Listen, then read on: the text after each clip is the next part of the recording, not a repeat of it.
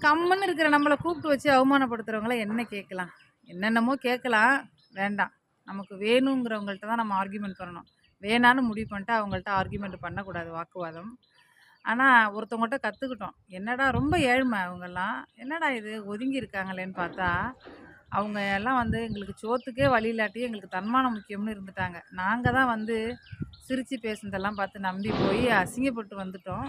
அசிங்கப்பட்டுட்டோம்னு வச்சுக்கலாம்.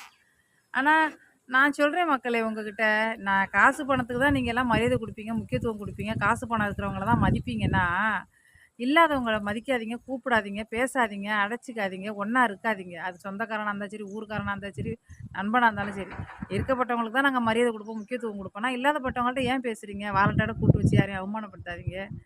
காசு பணம் உங்கள்ட்ட இருந்துச்சுன்னு வச்சுக்கோங்க, இல்லாத உரிமையெல்லாம் கூட உங்களுக்கு குடுப்பாங்க. காசு பணம் இல்ல, உங்களுக்கு இருக்கிற உரிமைய கூட வேற ஒருத்தவங்களுக்கு குடுத்துருவாங்க.